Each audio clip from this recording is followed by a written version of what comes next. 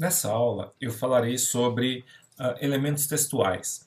E uma das tags que permite nos adicionar elementos textuais são as tags de head ou header, né? Que podem ser representados desde do H1 até o H6. Então temos H1, H2, H3, H4, H5, H6. O que diferencia de cada H? Bom, eu vou começar aqui pelo H1 para vocês conseguirem ter uma noção. O H1 eu posso colocar aqui um título que vai ser adicionado no corpo da minha página, onde eu vou colocar aqui um exemplo como se fosse um capítulo, né? Introdução. Na hora que eu renderizo a minha página, ó, já aparece ali um elemento textual que aparentemente tem uma letra grande com um negrito. Se eu colocar um outro H1, colocando aqui como fundamentação teórica, e um outro H1 com conclusão, e rodar a minha página, aqui nós temos três elementos, né, três seções com letras grandes em negrito. Agora, vamos supor que eu tenho uma necessidade de colocar dentro deste capítulo algum parágrafo. Uma tag utilizada para definir parágrafos dentro do HTML é a tag P. Essa tag, podem observar que é uma tag com abertura e fechamento, e dentro desta tag eu coloco o conteúdo do meu parágrafo. Então eu vou colocar aqui um lorem ipsum, que é apenas um texto demonstrativo aqui. Vou colocar um trecho bem longo desse lorem ipsum, vou salvar e vou recarregar minha página.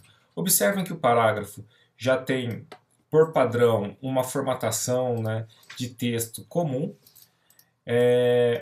Esse parágrafo, na hora que ele chega no final do elemento py, que é a janela inteira, ele já automaticamente quebra a linha e vai para a linha de baixo.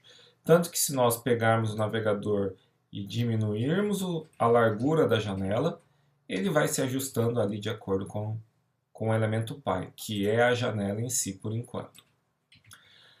E eu posso adicionar esse lorem ipsum aqui, eu vou adicionar mais parágrafos em outras regiões, debaixo desse H1 e debaixo desse H1 aqui, só para aparentar que temos texto. Agora vamos supor que dentro deste conteúdo textual eu tivesse uma organização de subseções. Né? Vamos supor que introdução, fundamentação teórica e conclusão fossem capítulos, e dentro da introdução eu gostaria de ter uma seção que é, por exemplo, contexto histórico. Então, aqui embaixo, eu posso colocar um H2, contexto histórico. Depois posso colocar um outro H2 aqui, que é filho de introdução, que poderia ser objetivos. E salvo.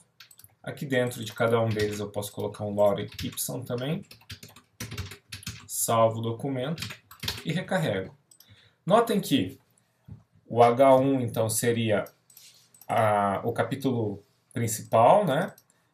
Depois, dentro do H1 eu teria um subcapítulo, representado pelos elementos com tag H2.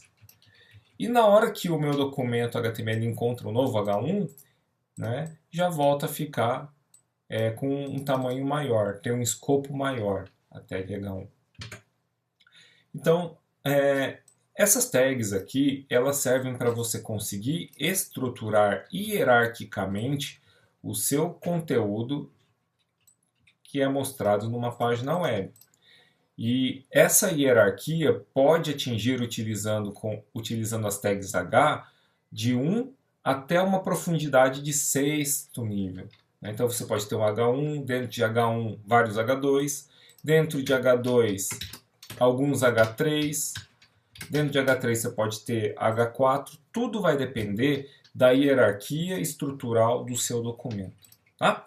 Então, até agora nós já vimos a tag H1, P, e agora eu vou apresentar mais uma tag também que permite nós adicionarmos texto em uma página, que é chamada de spam.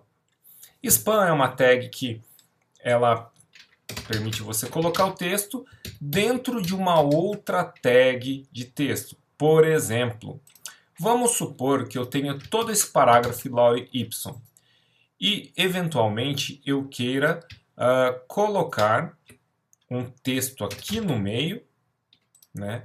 E este texto do meio, que está escrito, eu vou colocar aqui teste, eu gostaria que somente parte deste texto, somente este texto que está dentro da tag span, tivesse, por exemplo, uma cor diferente, uma formatação diferente e assim por diante. Então, a tag span, ela permite você adicionar um texto dentro de uma outra tag textual, sem que ela receba as regras de formatação do elemento pi, que seria o p, né? Então eu vou salvar aqui só para vocês verem como é que fica isso. Ó. Recarreguei minha página. Aqui no meio da conclusão, por enquanto, tem o lore y e tem o teste no meio do caminho aqui. Podem observar que mesmo colocando a tag span, nada mudou no meu documento. Agora vamos supor, se eu quisesse colocar uma cor somente em teste, então eu poderia colocar aqui um style, color e aplicar aqui um red. Estou falando que o que estiver dentro da tag span vai receber um estilo de cor vermelho. Se eu recarregar minha página, observem que todo o meu parágrafo segue as regras de cor padrão do parágrafo, porém, aquele texto que é o teste, ele receberá as características, né, os atributos que eu passar aqui dentro da tag span. Então entendam que a tag span serve para quando você quer aplicar algumas regras de estilo ou de identificação para um determinado elemento textual. Beleza? Essas foram as 3 tags textuais que eu vou apresentar por enquanto para vocês. Na próxima aula nós iremos falar sobre algumas tags que permitem formatar estes textos, seja negrito, itálico e sublinhado. Nos vemos lá.